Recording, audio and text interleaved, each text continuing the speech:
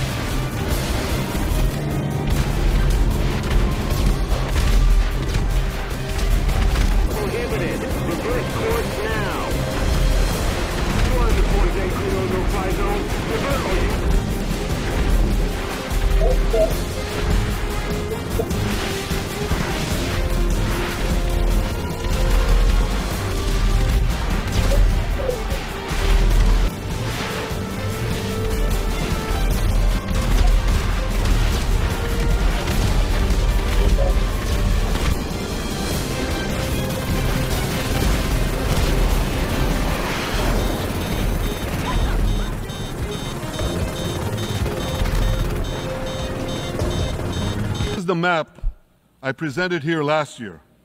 It's a map of a blessing.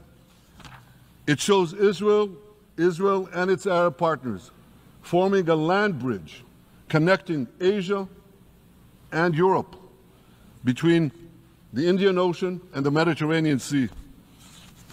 Across this bridge, we will lay rail lines, energy pipelines, fiber optic cables, and this will serve the betterment of 2 billion people. Now look at this second map. It's a map.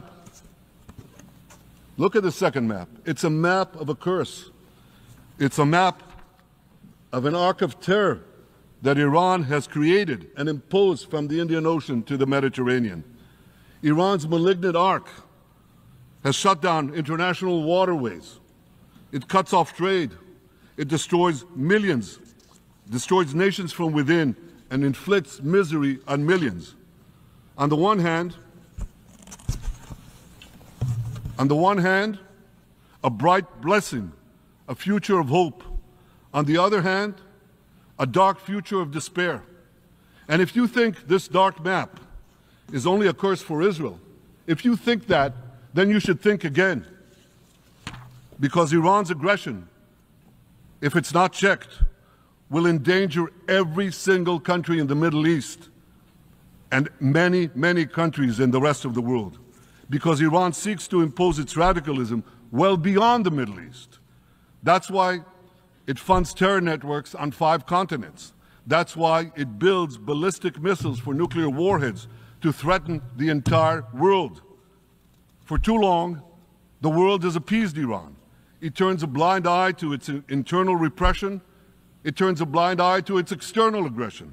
Well, that appeasement must end. And that appeasement must end now.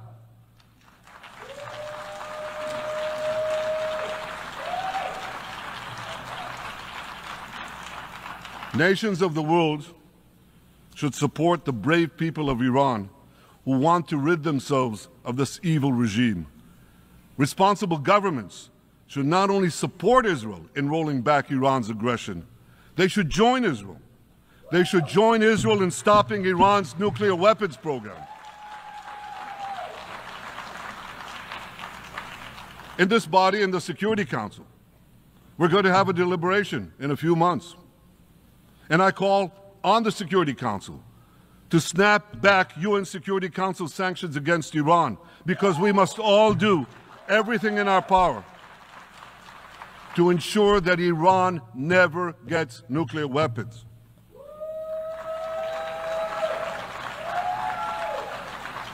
For decades, I've been warning the world against Iran's nuclear program. Our actions delayed this program by perhaps a decade, but we haven't stopped it. We've delayed it, but we haven't stopped it. Iran now seeks to weaponize its nuclear program for the sake of the peace and security of all your countries. For the sake of the peace and security of the entire world, we must not let that happen. And I assure you, Israel will do everything in its power to make sure it doesn't happen.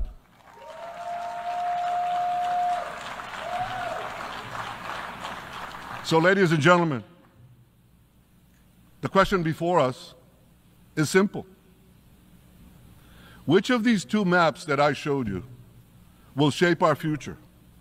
Will it be the blessings of peace and prosperity for Israel, our Arab partners, and the rest of the world? Or will it be the curse in which Iran and its proxies spread carnage and chaos everywhere? Israel has already made its choice. We've decided to advance the blessing. We're building a partnership for peace with our Arab neighbors while fighting the forces of terror that threatened that peace. For nearly a year, the brave men and women of the IDF have been systematically crushing Hamas's terror army that once ruled Gaza. On October 7th, the day of that invasion into Israel, that terror army numbered nearly 40,000 terrorists. It was armed with more than 15,000 rockets. It had 350 miles of terror tunnels, an underground network bigger than the New York subway system, which they used to wreak havoc above and below ground. A year later, the IDF has killed or captured more than half of these terrorists, destroyed over 90% of their rocket arsenal, and eliminated the key segments of their terror tunnel network.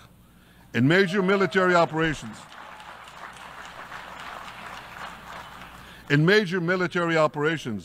we destroyed nearly all of Hamas's terror battalions, 23 out of 24 battalions. Now, to complete our victory, we are focused on mopping up Hamas's remaining fighting capabilities. We are taking out senior terrorist commanders and destroying remaining terrorist infrastructure. But all the while, and I'll say this one more time, we remain focused on our sacred mission, bringing our hostages home, and we will not stop until that mission is complete. Now, ladies and gentlemen, even with Hamas's greatly diminished military capability, the terrorists still exercise some governing power in Gaza by stealing the food that we enable aid agencies to bring into Gaza. Hamas steals the food, and then they hike the prices. They feed their bellies, and then they fill their coffers with money that they extort from their own people. They sell the stolen food at exorbitant prices. And that's how they stay in power. Well, this too has to end, and we're working to bring it to an end.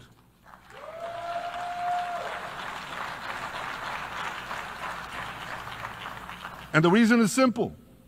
Because if Hamas stays in power, it will regroup, rearm, and attack Israel again and again and again, as it is vowed to do. So Hamas has got to go.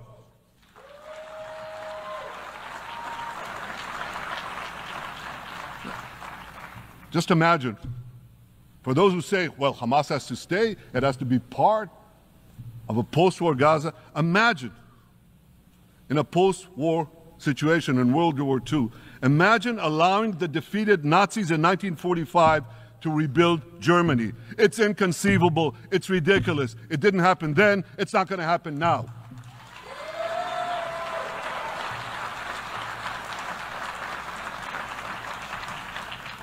This is why Israel will reject any rule for Hamas in a post-war Gaza. We don't seek to resettle Gaza. What we seek is a demilitarized and de-radicalized Gaza. Only then can we ensure that this round of fighting will be the last round of fighting. We are ready to work with regional and other partners to support a local civilian administration in Gaza committed to peaceful coexistence. As for the hostages, I have a message for the Hamas captors. Let them go. Let them go. All of them. Those alive today must be returned alive, and the remains of those whom you brutally killed must be returned to their families. Those families here with us today, and others in Israel, deserve to have a resting place for their loved ones, a place where they can grieve and remember them. This war, ladies and gentlemen, this war can come to an end now.